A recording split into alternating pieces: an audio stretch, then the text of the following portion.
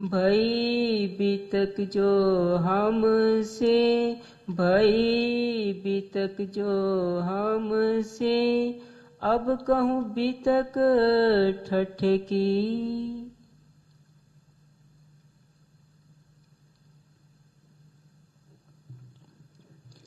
अक्षरातीत धामधनी श्री लालदास जी के धाम हृदय से ठट्ठे नगर के वितक का वर्णन करवा रहे हैं। ये ठट्ठा नगर पहले समुद्र के किनारे का एक बंदरगाह है और इस ठट्ठे नगर के अंदर कई महान विभूतियां परम धाम की आत्माएं रह रही है।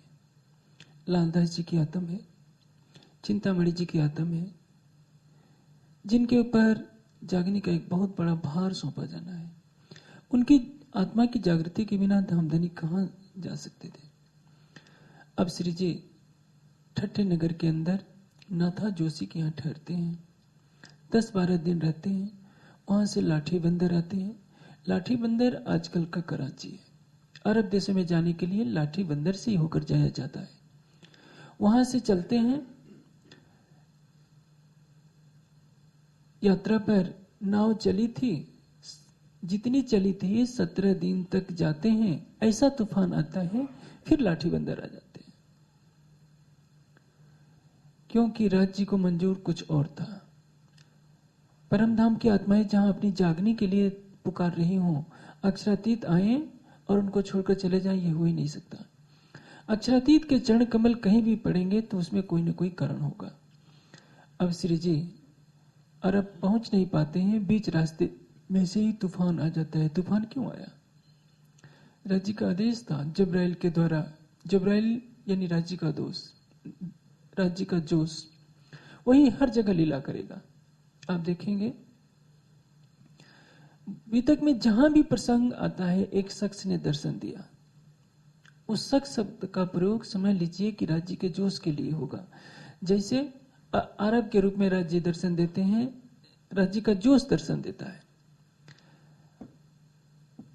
कच्छ की राह में जाते समय मोहम्मद साहब के रूप में राज्य का आवेश दर्शन देता है। राज्य का आवेश ही चितवनी में बाल मुकुंद के रूप में दर्शन देता है, और राज्य का आवेश ही श्याम जी के मंदिर में परम धाम के श्रृंगार में दर्शन देता है। जहां आवेश हो राज्य का साक्षात स्वरूप है, लेकिन जहां अन्य स्वरूपों से काम करना पड़ता है, जिसमें सत्ता की बात होती है, जैसे नाव को वापस दिशा में लाना है, तो यहाँ राज्य का जोश प्रयोग होगा।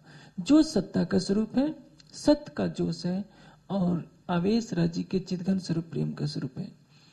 अब श्री जी ठट्ठे नगर में लाठी बंदर से पुनः वापस आ जाते हैं।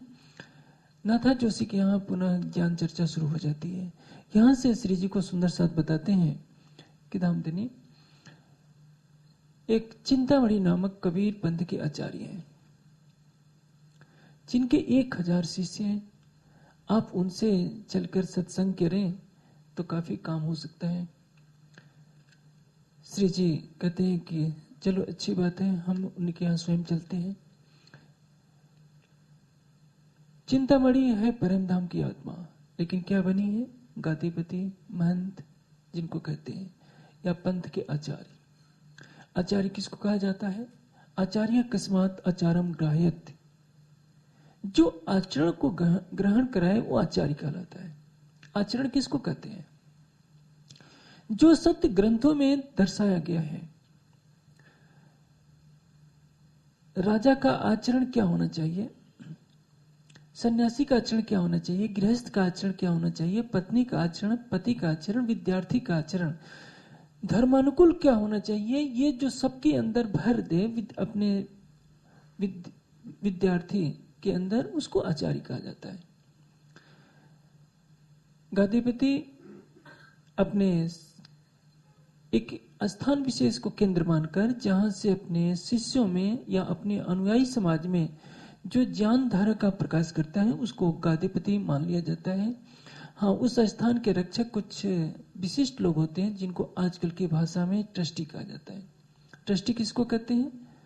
जिसको साहित्यिक भाषा में न्यासी कहते हैं। एक दूसरे पर विश्वास रखकर, यानी कुछ विश्वस्त लोगों का समूह, जो उस स्थान की गरिमा के प्रति अक्षुण्ण रखने के प्रति प्रयत्नशील हो उनको ट्रस्टी कहा जाता है। अब 1000 शिष्यों का समूह है चिंतामणि जी का, कबीर पंथ के आचार्य हैं,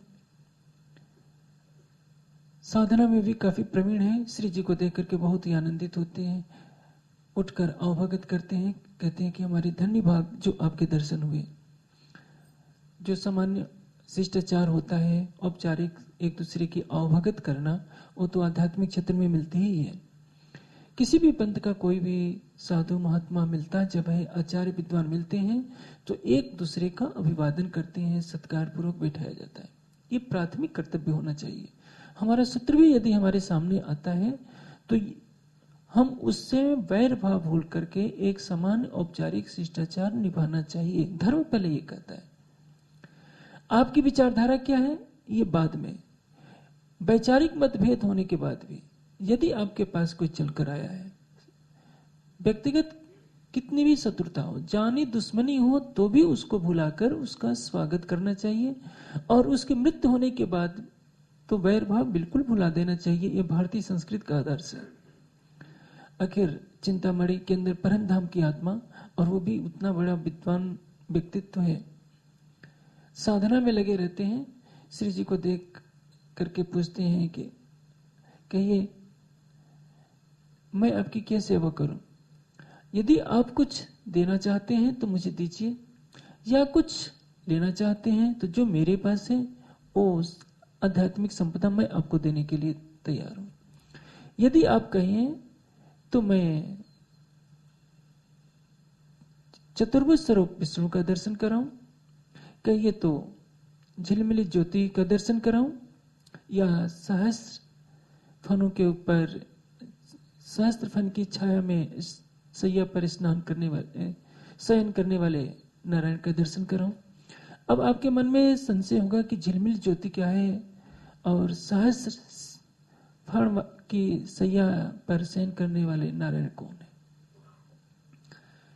सर्वमय सहस्त्रम, सहस्त्र का अर्थ क्या होता है? सर्व, अनंत। पौराणिक मान्यता ये कहती है कि शेषनाग के 1000 फन है और 1000 फन की 1000 फनों को छाता के रूप में प्रयोग करके उनका जो 1000 फनों वाले शेषनाग की सैया बनाकर भगवान नारायण से क्षीर सागर में लेटे रहते हैं। ये पौराणिक मान्यता है। वैदिक मान्यता क्या कहती है? क्षीर सागर क्या है? मोह जल ही क्षीर सागर है। और शेष कहते हैं शून्य को, शून्य कहते हैं निराकार को। निराकार रूपी मोह जल में जो शयन करने वाला है वो क्या है? शेष साई नारायण। जब 5 तत्व थे ही नहीं तो शेषनाग कहां से पैदा हो गया? सर्प कहां से पैदा हो सकता है? विष्णु के 4 भुजाएं क्या है? 4 भुजाएं क्या है विष्णु भगवान की? इसकी व्याख्या, क्योंकि गीता में भी ये प्रसंग आता है, किरीटम गदिनम चक्रणम पद्मिनम, शंख चक्र गदा और पद्म धारण किए हुए भगवान को मैं प्रणाम कर रहा हूं, ये विराट स्वरूप को देकर अर्जुन बोल रहे हैं। लेकिन ये चारों गुणात्मक भाव में, लाक्षणिक भाव में कहा गया है। वास्तव में जब 2 हाथ आपके लिए पर्याप्त है तो 4 हाथों की कोई जरूरत नहीं है। एक सिर से काम हो सकता है तो ब्रह्मा जी के 4 सिर की कोई आवश्यकता नहीं है। रावण के 10 सिर दिखाने का आशय क्या है? 10 विद्याओं का पंडित है इसलिए 10 सिर दिखाए गए। ब्रह्मा जी चारों वेदों के प्रकांड विद्वान हैं इसलिए उनको चतुर्मुख कहा गया। विष्णु यानी अलंकारिक रूप में कहा जाता है कि विष्णु भगवान सबके रक्षक है। रक्षा कैसे होगी? शंख किसका प्रतीक है? ज्ञान का। चक्र किसका प्रतीक है? संगठन का। गदा किसकी प्रतीक है? शक्ति की। अब पद्म यानी कमल किसका प्रतीक है? ऐश्वर्य का। किसी भी समाज की रक्षा करने के लिए 4 चीजें चाहिए। ज्ञान चाहिए, संगठन चाहिए, ऐश्वर्य चाहिए और शक्ति चाहिए। इसके बिना संगठन नहीं हो सकता। इन चारों शक्तियों से युक्त होकर जो विष्णु भगवान सृष्टि के प्रारंभ में नारायण के मानसिक सृष्टि के अंतर्गत आते हैं, वो प्रारंभ से ही सबकी रक्षा करते हैं, इसलिए उनको चतुर्भुज कहा गया। सृष्टि के प्रारंभ में नारायण की ज्ञानधारा ऋषियों के अंदर आई। सतपथ ब्राह्मण में लिखा है, अग्नि ऋग्वेदो वायु यजुर्वेद सूर्यात सामवेदा। अग्नि, वायु, आदित्य और अंगिराज चार ऋषियों से एक के अंदर एक एक वेद का प्रकटन हुआ, और ब्रह्मा जी जो मानसिक सृष्टि के थे उन चारों ऋषियों से एक एक वेद ग्रहण करके चारों वेदों के अकेले विद्वान बन गए, इसलिए उनको चतुर्मुख की शोभा दे दी गई। आप कहेंगे कि शंकर जी के 5 मुख क्यों हो गए? क्योंकि शंकर जी ने 4 वेदों के आध्यात्मिक ज्ञान के अतिरिक्त पंचम वेद, जिसको आत्मवेद कहा जाता है, छांदोग्योपनिषद में वर्णित है कि इतिहास पुराण पंचमो वेदा नाम वेदा। इतिहास पुराण क्या है? वेदों की व्याख्या। वेदा नाम वेदा, वेदों का वेद क्या है? इतिहास पुराणाभ्याम वेदार्थम गृह्णीत। इतिहास पुराण क्या है? पुराणों में, पुराण का मतलब ये 18 पुराण नहीं, सृष्टि रचना इतिहास है। जो पुरातन वेद विद्या है उसको ग्रहण करने के लिए हमें वेदार्थ को ग्रहण करना चाहिए। और वो जो वेद का अभिप्राय क्या है? एक परमात्मा का बोध, यानी भगवान शिव। पुराण संहिता के अवलोकन से मालूम होता है कि जब ब्रह्मा विष्णु भी परेशान हो जाते हैं, उस समय शंकर जी कहते हैं कि मुझे मालूम है कि निराकार के बंधन से कैसे पार हुआ जाए, आप लोग ध्यान में बैठिए, मैं आप लोगों को निराकार से परे ले चलता हूं। इसलिए शंकर जी के 5 मुख कहे गए। ब्रह्मा जी के 4, शंकर जी के 5, लेकिन ब्रह्मा जी की 4 भुजाएं नहीं कही गई। रक्षक होने से विष्णु की 4 भुजाएं हैं। चारों वेदों का ज्ञाता होने से ब्रह्मा जी के 4 मुख हैं। उसी तरह से 4 वेदों के अतिरिक्त अध्यात्म के गुण रहस्यों को जानने के कारण शंकर जी को पंचमुखी शिव कहा जाता है। ये सब अलंकारिक वर्णन है, वास्तव में नहीं। लेकिन जैसी भावना जो रखता है, योग दर्शन में वर्णित है। मैंने सरल तरीके से निजानंद योग में इसका व्याख्यान कर दिया है। मूर्धा ज्योति सिद्ध दर्शनम। मूर्धा किसको कहते हैं? 10वें द्वार में यदि आप समाधिस्थ हो जाते हैं, किसकी भावना से? यदि आप राम का दर्शन करना चाहते हैं, शिव का दर्शन करना चाहते हैं, तो उसका प्रत्यक्ष दर्शन हो सकता है समाधि अवस्था में। चिंतामणि जी ने यही कर रखा है। यदि आप निराकारवादी मान्यता को मानते हैं तो ब्रह्म निर्गुण है। निर्गुण का मतलब क्या होता है? वास्तव में ऐसा कोई भी पदार्थ नहीं है जिसमें सगुणता और निर्गुणता न हो। जैसे पानी है, पानी में अग्नि का गुण नहीं है। अग्नि दाहकारक है। आग पर हाथ रखेंगे तो आग आपको जला देगी। पानी में हाथ डालेंगे तो आपको ठंडक का एहसास होगा। पानी जलाएगी नहीं। लेकिन अपस ज्योति प्रतिष्ठितम, पानी में आग है, आप इसे इनकार नहीं कर सकते। पानी से बिजली बना लेते हैं, फिर बिजली से वही हीटर के द्वारा आप पानी को गर्म कर लेते हैं। पानी में अग्नि है, अग्नि में हवा है, हवा में आकाश है। सब पदार्थ एक दूसरे के अंदर ओतप्रोत है कारणकारी रूप से। चेतन में जड़ के गुण नहीं।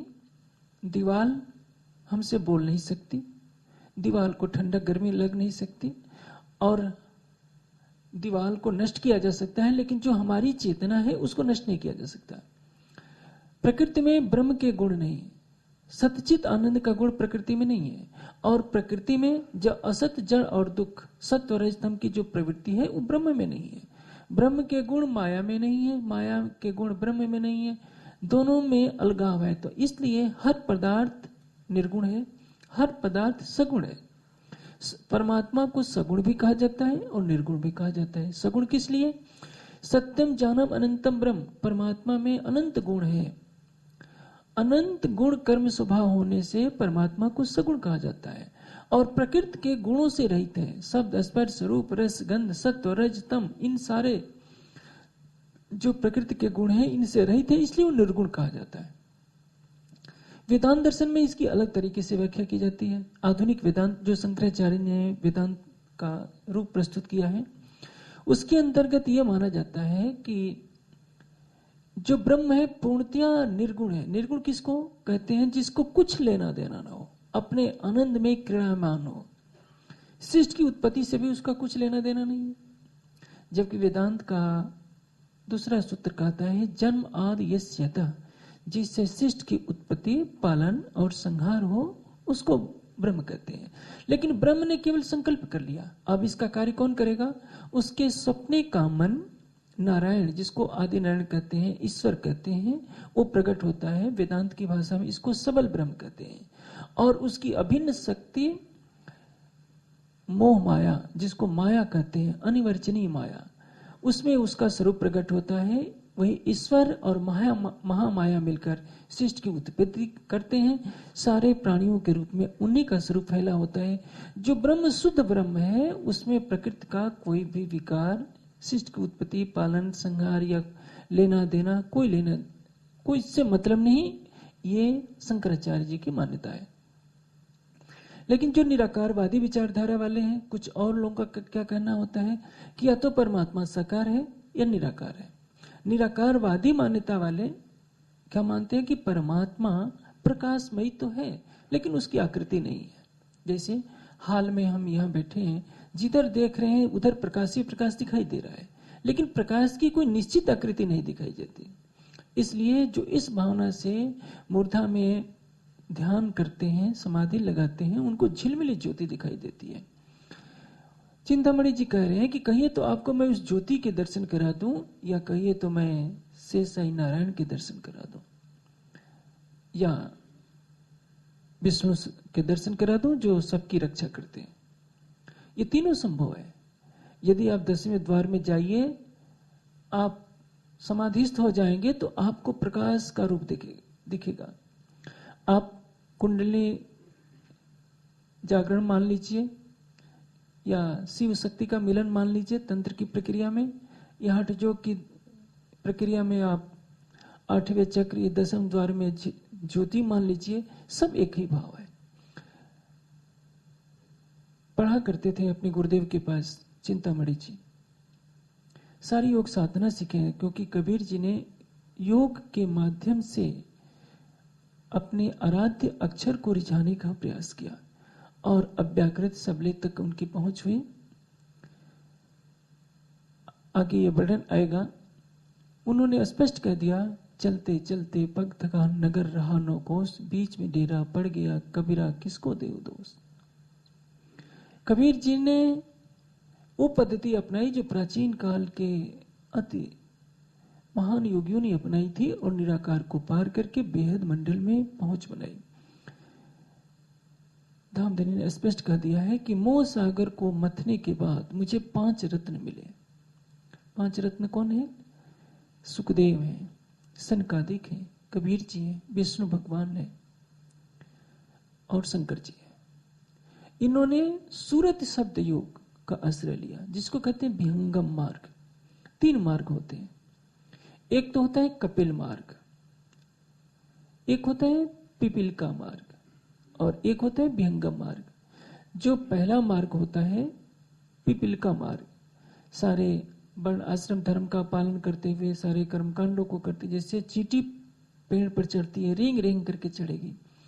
पेड़ पर कोई फल लटका है, उसको पाने के लिए चींटी को रेंग रेंग करके जाना पड़ेगा, उसको कहते हैं चींटी मार्ग। दूसरा है बंदर का मार्ग। छलांग लगाते हुए आप देखते हैं बंदर छलांग लगाता है, 10-12 छलांग लगाएगा और पेड़ पर चढ़कर फल को तोड़ लेगा। ये मार्ग है राजयोग का मार्ग, पतंजल योग दर्शन। और तीसरा मार्ग है विहंगम मार्ग, पक्षी का मार्ग। पक्षी को कुछ छलांग लगाने की जरूरत नहीं है, जहां बैठा रहेगा वहीं से अपने पंख फैलाएगा और सीधे फल के पास जाएगा। यानी प्रकृति के बंधन से मुक्त होकर सीधे ब्रह्म की धारणा करो और सीधे ब्रह्म को प्राप्त करो। यह मार्ग अक्षर की ईश्वरी सृष्टि ने प्रयोग किया।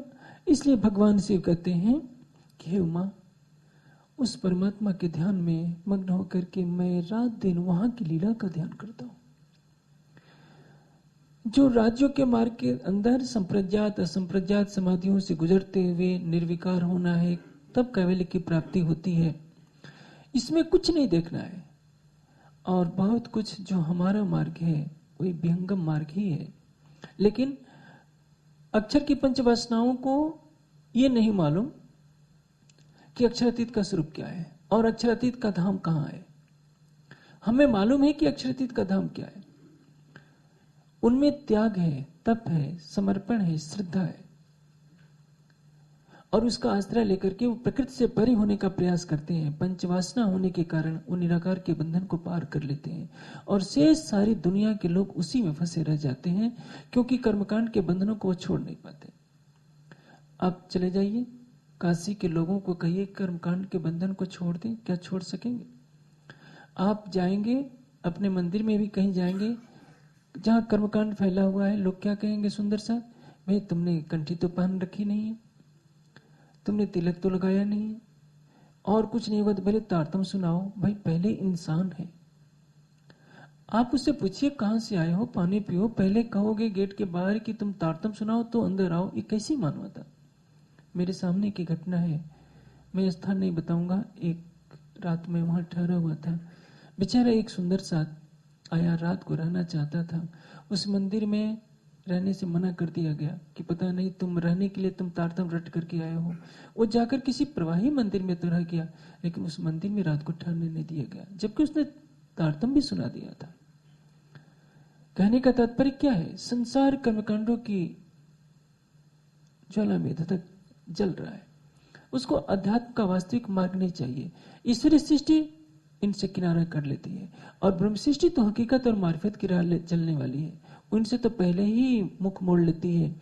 क्योंकि फर्ज बंदगी जाहिरी करे हक से दूर, और बंदगी रूह की करे हक के नजीक। आत्मा की बंदगी जिसमें किसी को पता ही नहीं चले, जीव को ही समर्पण करना है, जीव को ही श्रद्धा रखनी है, जीव को ही विरह लेना है। आत्मा कभी विरह नहीं करेगी, आत्मा समर्पण नहीं करेगी। समर्पण किसको करे? क्योंकि उसकी तो है ही। उंगलियां हाथ को समर्पण क्या करेगी? बेचारी उससे अलग तो हो ही नहीं सकती। समर्पण वो करेगा जो कभी समर्पित हुआ ही ना हो। ये जीव लाखों जन्मों से कितने पति बनाता फिरा, कितनी पत्नियां बनाता फिरा, कितने परमात्मा को मानता फिरा, इसके अंदर विवेक नहीं, श्रद्धा नहीं, विषयों की अग्नि में जलता रहा। इसलिए सोचता है कि मैं सब कुछ छोड़कर अब मैं सच्चिदानंद परब्रह्म के प्रति समर्पित हो जाऊं। जब अपने भूलों को देखता है तो चीखता है कि मैंने कितने भयंकर पाप कर रखे हैं। जब वाणी के ज्ञान का प्रकाश पाता है तो विरह में आंसू बहाता है कि मुझे अब ये सब नहीं करना है, केवल राज्य से प्रेम करना है। इसको कहते हैं विरह। लेकिन विरह की राह कौन चलेगा जी? जिस पर आत्मा की नजर पड़ी है, तभी वो गलता है, तभी वो कोमल बनता है। अन्यथा आप देखना है मनुष्य का दिल क्या होता है। दिल्ली में तो जगह जगह मांस की दुकानें लगी होती हैं, वहां आप 2 मिनट के लिए खड़े हो जाइए, यदि आपका दिल मजबूत है तो देखिए कसाई कैसे क्रूरता से बकरे को काटता है या मुर्गा को काटता है। वो बेचारा तड़पता रहेगा, कोई उसको दया नहीं, फिर उसके मांस के हड्डियों को निकालता फिरेगा।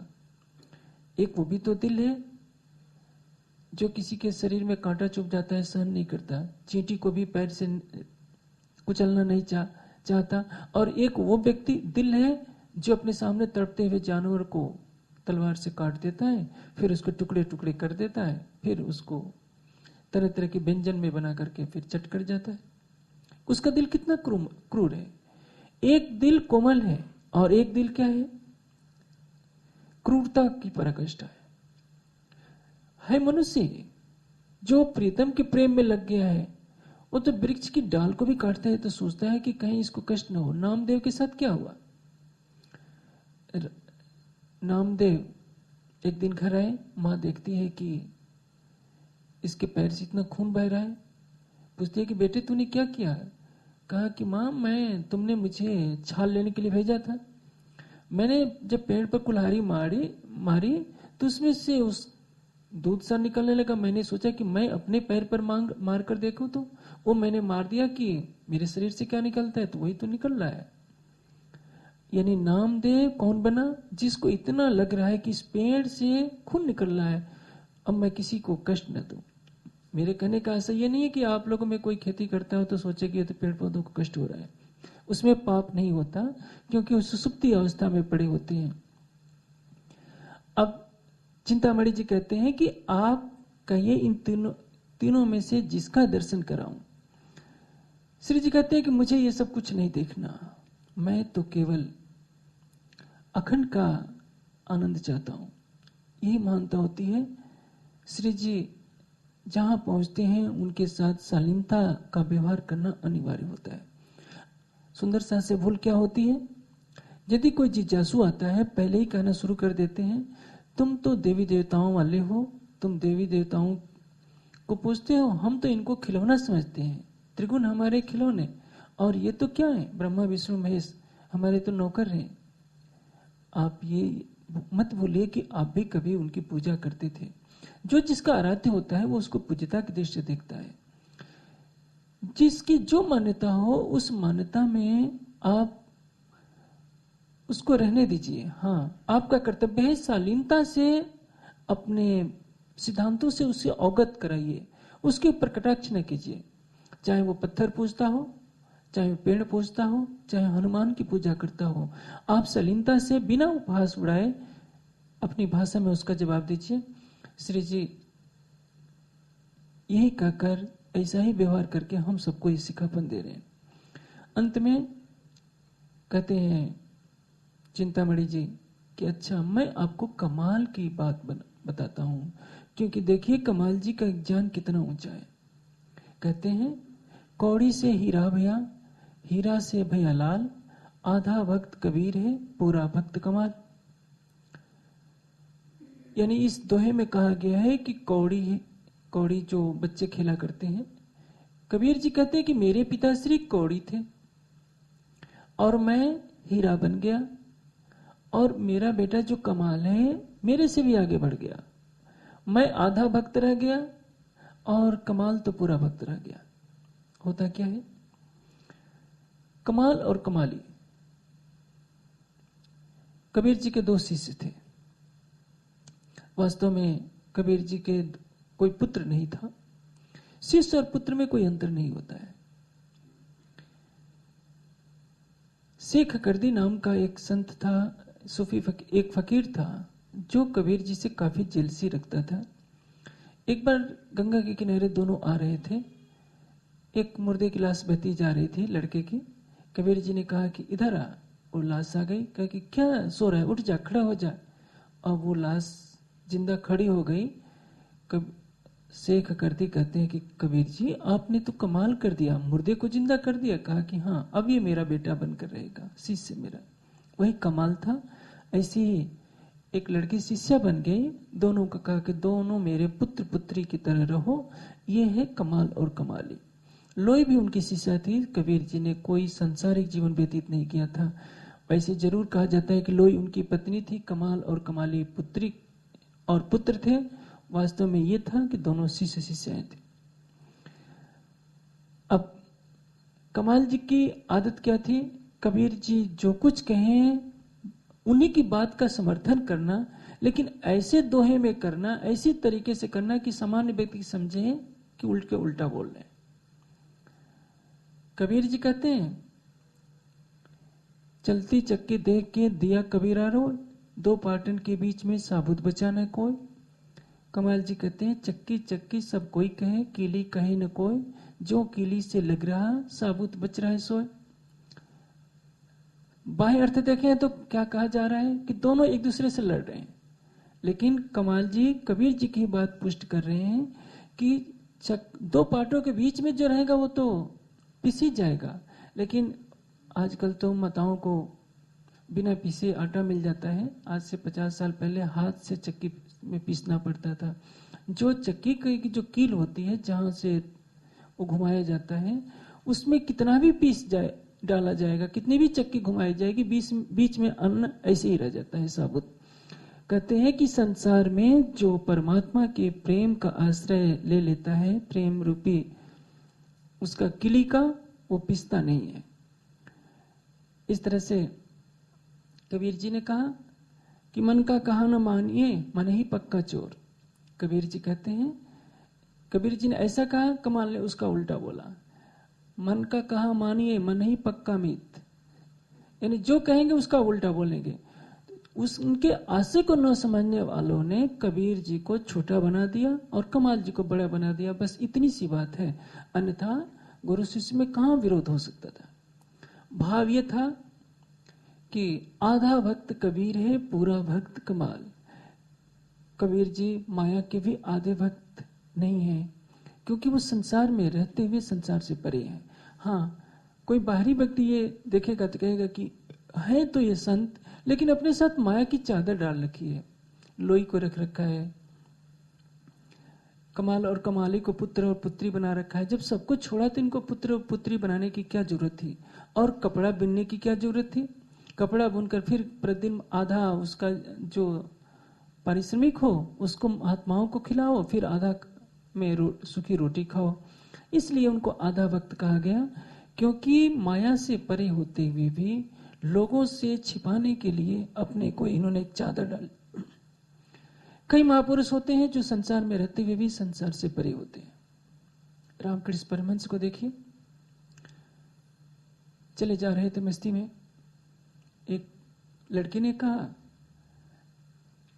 जो उनकी पत्नी शारदा बनी बाद में, उनकी भाभी थी, कहने लगी कि ये महात्मा बहुत मस्ती में गीत गा रहा है। उस भाभी ने मजाक में कह दिया, क्या तू इससे शादी करेगी? अब वो तो लड़की भी बोली, उसके मन में कोई पाप नहीं, उसने कहा कि जब मैं करूंगी तो इसी से करूंगी।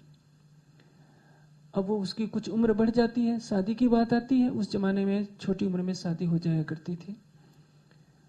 रामकृष्ण परमहंस के पास लोग गए कि महाराज जी वो तो एक लड़की पीछे पड़ी है कि जब मैं शादी करूंगी तो उसी से करूंगी। रामकृष्ण परमहंस ने कहा कि कोई बात नहीं है, कर दो। शादी हो जाती है और जब शादी के बाद उनको कमरे में बंद किया जाता है, सवेरे दरवाजा खोला जाता है, देखते हैं कि दोनों समाधि में पड़े हैं। 3 दिन तक दोनों समाधि में बैठे रहते हैं। किस तरह से समाधि टूटती है, घर आते हैं। अभी शारदा जी को कुछ मालूम नहीं, उम्र बड़ी होती है, युवावस्था आती है। रामकृष्ण परमहंस साथ सोते भी हैं। रामकृष्ण परमहंस से शारदा पूछती है, मैं कौन हूं? कहते हैं कि तुम मेरी माँ हो। अब वो अजूबा कहती है कि मैं आपकी पत्नी हूं। कहता है कि तुम तो आदिशक्ति हो। ये परमहंस की भाषा कौन समझे?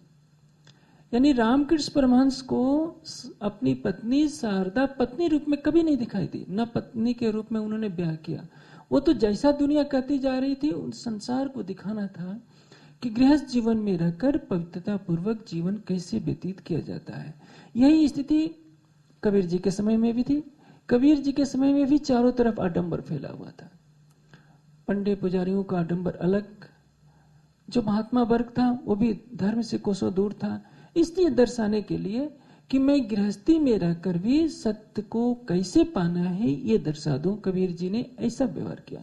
इसलिए कहा है, आधा भक्त कबीर है, पूरा भक्त कमाल। कमाल जी माया के भक्त हैं और कबीर जी माया के आधे भक्त हैं। वास्तविकता ये है कि कबीर जी माया के जरा भी भक्त न थे।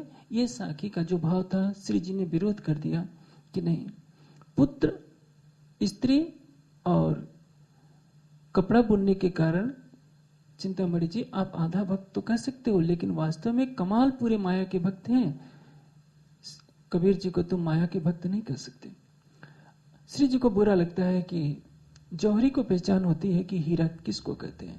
वास्तव में आप कबीर पंथ के आचार्य तो हो, लेकिन आपने कबीर जी को पहचाना नहीं। आज कबीर पंथ के नाम से अनेकों पंथ बन गए और कबीर जी का नाम ले लेकर न जाने कितने झूठे ग्रंथ बना लिए गए। एक कबीर मंसूर है जिसमें सारे ग्रंथों की निंदा की गई है, सभी पंथों की समीक्षा की गई है। एक और ग्रंथ है, अभी हाल में वो प्रकाशित हुआ है, जिसमें प्राणनाथ और छत्रसाल जी का भी वर्णन है और घोर निंदा की गई है। ये बताया गया है कि जय विजय 2 दूत हैं विष्णु भगवान के, और वो कलयुग में एक प्राणनाथ जी बन जाएगा और एक छत्रसाल जी बन जाएगा। दोनों पद्मावती पुरी में प्रकट होंगे और ये कहेंगे कि मैं परम धाम से आत्माओं को लेने आया हूँ, वो परम धाम की बात कह करके सबको, अपने शिष्यों को कहेंगे कि तुम परम धाम की आत्माएं हो, और खुद परमात्मा बनकर सबसे पूजा कराएंगे। ये व्यंगात्मक संदेश उनके अंदर लिखा हुआ है। अब कई ऐसे पंथ हो गए हैं अभी जिन्होंने वेद को पढ़ा भी नहीं, व्याकरण की प्राथमिक कक्षा में भी नहीं बैठे, वो वेदों की व्याख्या करना शुरू कर देते हैं। वेद के एक मंत्र में आया है, यजुर्वेद के, सपर्यगात शुक्रम अव्रणम अश्नाविरम शुद्धम अपाप विदम कवि मनीषी परिभु शंभु यथा तत्व अध्यात वेद शास्त्री भय समाप्य। उसमें शब्द है कवि और मनीषी। कवि और मनीषी को जोड़ेंगे तो एक र बढ़ जाता है, कवि और मनीषी। कवि का अर्थ होता है क्रांतदर्शी, यथार्थ सत्य को जानने वाला। मनीषी का अर्थ क्या है? जिसके हृदय में वास्तविक सत्य ज्ञान का प्रकाश हो तो उसको मनीषी कहते हैं। यहाँ परमात्मा को कवि और मनीषी कहा गया है। उन्होंने क्या पढ़ लिया? कबीर। और वो कबीर जी का शब्द अरबी का है, वो है उच्चारण कबीर। कबीर और कवि दोनों में कितना अंतर है। टीवी से प्रसारण हो रहा है, एक महाराज जी हैं जो उसको जोर शोर से बोलते हैं कि देखो वेद में कबीर जी का वर्णन है। जैसे क्रिश्चियन लोगों ने उल्टा अर्थ लगा है, ईसा अवश्यम इदम सर्वम यत् किंच जगत्याम जगत। भोली भाली जनता को बकाते हैं, देखो वेद में ईसा मसीह का वर्णन है। वो क्या है? ईसा सरकार वाला सा है, और वो क्या है? ईस, यानी जो परमात्मा है उसकी सत्ता व्यापक है। जिन्होंने वेद के मंत्र का उच्चारण तक नहीं आता, वो वेदों के नाम से भोली भाली जनता को इस तरह ठगते हैं। और आज तो कबीर पंथ में इतना अंधकार फैल गया है कि जो भी उनका अनुयायी होता है, कोई महंत होता है, सीधे चुनौती देता है कि केवल हमारे पास ही अखंड का ज्ञान है और तो सब पागल है। न किसी को साधना आती है, न किसी को ज्ञान। जो हमसे दीक्षा लेगा वो साक्षात अखंड मुक्ति को प्राप्त करेगा, और मैं ही कबीर जी का अवतार हूं। कबीर पंथ के जितने आज महाराज हैं वो अपने को साक्षात कबीर जी का अवतार करते हैं। पूछा जाए क्या कबीर जी के मूल विजक में ऐसा कहीं लिखा है? जो कबीर जी ने कहा है वो मूल विजक में है, जो एक छोटा सा ग्रंथ है। कबीर जी के नाम से अनेकों ग्रंथ बन चुके हैं जिसमें केवल दूसरे पंथों के प्रति घृणा, शास्त्रों के प्रति घृणा वाली बातें दर्शाई गई हैं। यह भी राम कबीर नाम के पंथ के अनुयायी थे, चिंतामणि जी। श्री जी कहते हैं कि आप कबीर जी के बारे में नहीं जान सकते। मैं आपको कबीर जी का एक शब्द सुनाता हूं, आप उसको सुनिए। एक पलक से गंग जो निकसी, हो गए 34 पानी। 3 पानी 2 पर्वत, ढांपे दरिया लहवत समानी। उड़ मक्खी तरवर पर बैठी बोले मधुरे बानी। उस मक्खी के मक्खा नाही, बिन पानी गर्भानी। उस मक्खी गुण तीनों जाए, वो तो पुरुष अकेला। कहे कबीर या पद को बुझे, सो सतगुरु में चेला। अब इसका बातीनी अर्थ समझिए। एक पलक क्या है? अक्षरातीत किसको कहते हैं? जो सत्य हो, चित हो और आनंद हो। चितघन स्वरूप और आनंद स्वरूप की लीला पूरे परम धाम में होती है। सारा परम धाम क्या है? अक्षरातीत की हकीकत का स्वरूप, यानी अक्षरातीत का सत्य का स्वरूप, द्रवीभूत रूप। हर जगह राज्य का चितघन स्वरूप और उनका आनंद स्वरूप क्रीड़ा कर रहा है। इसलिए प्रेम की लीला पलकों से होती है, नेत्रों से होती है। इसलिए 2 पलक कौन है अक्षरातीत के? एक चितघन स्वरूप, एक आनंद स्वरूप, क्योंकि प्रेम की लीला में दोनों नेत्रों का योगदान है। एक पलक से गंग जो निकसी, गंगा क्या है? इच्छा रूपी गंगा। ये इच्छा रूपी गंगा क्या है? मेहर का दरिया दिल में लिया, तब रूहों के दिल में खेल देखने का ख्याल उपजा। अक्षरातीत ने सोचा कि मैं अपने प्रेम में दोनों को ही डुबो दूं। अक्षर को आज तक अपनी प्रेम में लीला नहीं दिखाया। सतंग को उस रस का रसास्वादन करा दूं जिस रस को परम धाम की आत्माओं को कराता रहा हूं, और परम धाम की आत्माओं को अपने दिल का सारा भेद बतला दूं, जिस दिल के मारिफत के रहस्यों को मैंने छिपा रखा है वो भी भेद बता दूं। मेहर का दरिया दिल में लिया, तब रूहों के दिल में खेल देखने का ख्याल उपजा। अक्षर को अक्षरातीत का आनंद चाहिए, और सखियों को क्या चाहिए? अक्षर की माया की लीला, जिसमें अक्षरातीत अपने दिल के सारे भेद को बता सकते हैं। नमक के ढेले को पानी में सागर में डाल देंगे और उससे कहिए कि सागर की गहराई नाप करके आओ, बेचारा क्या नापेगा, वो तो उसमें जाते ही गल जाएगा। यही बात है। अक्षरातीत प्रेम की लीला कर सकते हैं परम धाम में, लेकिन प्रेम की लीला का रहस्य अपने अंगों को नहीं बता सकते थे, अनजान ही रही। और सतअंग अक्षर ब्रह्म से असंख्य ब्रह्मांडों की जो लीला करवा रहे हैं अपने ही अंग रूप से, उसको भी प्रेम की लीला बताने में असमर्थ थे। वो कहां हो सकता था? योग माया में और काल माया में। स्वलीला वहदत के अंदर, जहां स्वलीला अद्वैत है, एक ही अक्षरातीत सभी रूपों में लीला कर रहा है, वहां सत्य को आनंद की पहचान और आनंद को सत्य की पहचान देना किसी भी कीमत पर संभव नहीं था। इस असंभव को संभव करने के लिए अक्षरातीत ने उनके दिल में प्रेरणा डाली कि ये इस आनंद को मांगना चाहें, और तब उनके दिल से कहलवा दिया। कर रहे हैं खुद। इसको कहते हैं मेहर का दरिया दिल में लिया, तो रूहों के दिल में खेल देखने का ख्याल उपजा। सुख हक इश्क के जिनको नहीं सुमार, सो देखन की ठोर इतने, जो रूह सो करो विचार। अब कह रहे हैं एक पलक से गंग जो निकसी, हो गए 34 पानी। एक पलक क्या है? चितघन स्वरूप अक्षरातीत के हृदय से इच्छा रूपी गंगा प्रकट हुई, जिसका जल चारों तरफ परम धाम में फैल गया। यानी 3 पानी 2 पर्वत ढांपे, उस इच्छा रूपी गंगा ने 2 पर्वतों को, सतंग और आनंद अंग, दोनों उन्हीं के अंग है। सतंग आनंद को जानना चाहता है, आनंद अंग सत्य की लीला को देखना चाहता है, ताकि इसके माध्यम से अक्षरातीत के ज्ञान के द्वारा अक्षरातीत के दिल में बैठक बनाई जा सके। दरिया लहर समानी, ये चौथा चरण काफी क्लिष्ट माना जाता है। दरिया की लहरें उन दोनों पर्वतों में समा गई। दरिया क्या है? मेहर का दरिया दिल में लिया, तो रूहों के दिल में खेल देखने का ख्याल उपजा। मेहर के दरिया से लहरें उठती हैं, अक्षरातीत के प्रेम रूपी सागर से लहरें उठ रही हैं। अक्षरातीत का हृदय जो आशिक है, अपने दोनों अंग महसूकों को अपने प्रेम में डुबो देना चाहता है, जो दोनों से छिपा रखा था दोनों को प्रदान कर देना चाहता है। ये है मेहर की दरिया की लहरों का दोनों पर्वतों में समा जाना। अब तक दोनों पर्वतों में लहरें समा नहीं थी। सतंग असंख्य ब्रह्मांड बना रहे हैं, मिटा रहे हैं, आनंद का कुछ पता नहीं। आनंद की लहरें क्रीड़ा कर रही हैं चितघन स्वरूप से। वो सोचते हैं कि बस है, हम ही तो आशिक हैं। अक्षरातीत बताना चाह रहे हैं रूहों, मेरे और तुम्हारे में तो कोई अंतर ही नहीं, तुम्हारे रूप में मैं ही क्रीड़ा कर रहा हूं। ये भेद मिटा देना था राजेश श्यामा जी सखियों, खूब खुशहालियों पशु पक्षियों के बीच में। भेद तो अभी भी नहीं मिटा है हमारे मन से। अभी तो हम राज्य को दाएं बैठाएं या बाएं बैठाएं, इसी में उलझे रहते हैं। बाएं पैर पर दाहिना चरण पड़े जाएगा तो श्यामा जी की तरफ पैर हो जाएगा। माया की दुनिया की बुद्धि यही सिखाती है। अभी हम उसी में लटके हुए हैं।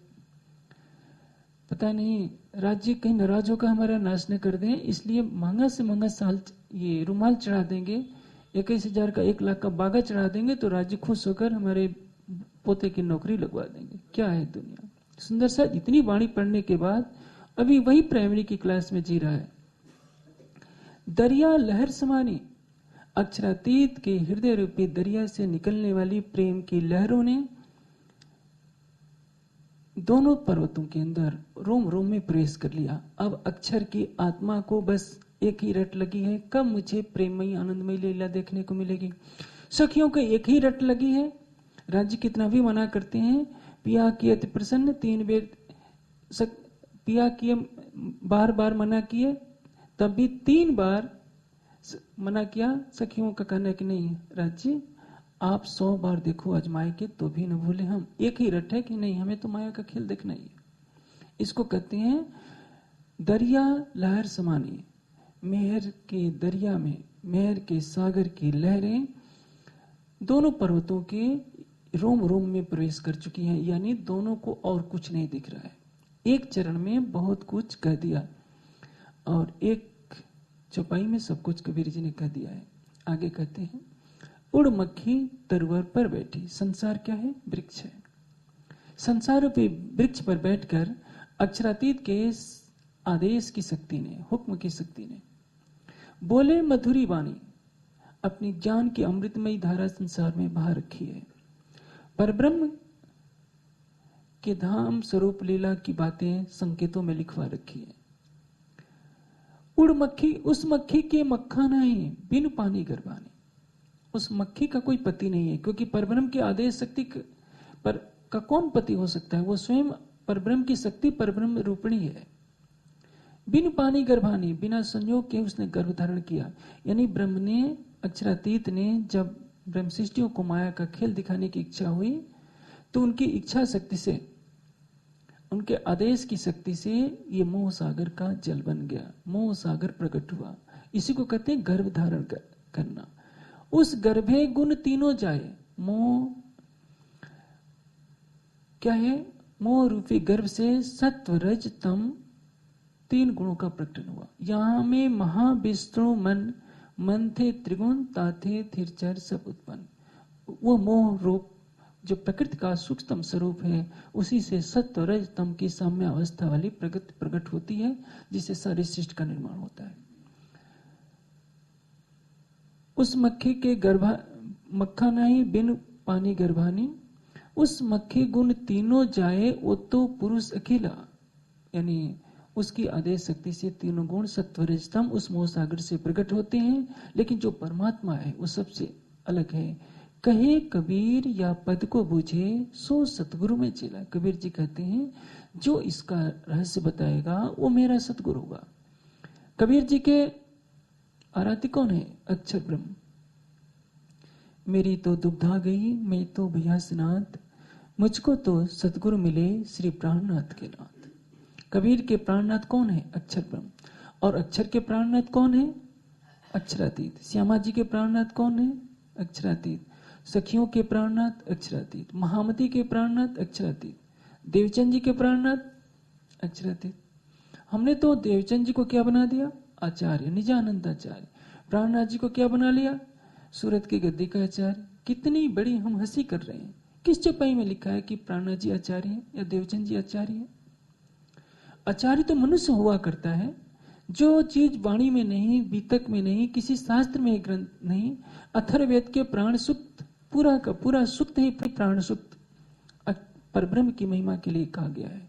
उसका पहला मंत्र है प्राणाय नमो यस्य सर्वम इदम वसी, यो भूता है सर्वस्व ईश्वरो यस्मिन सर्वम प्रतिष्ठितम।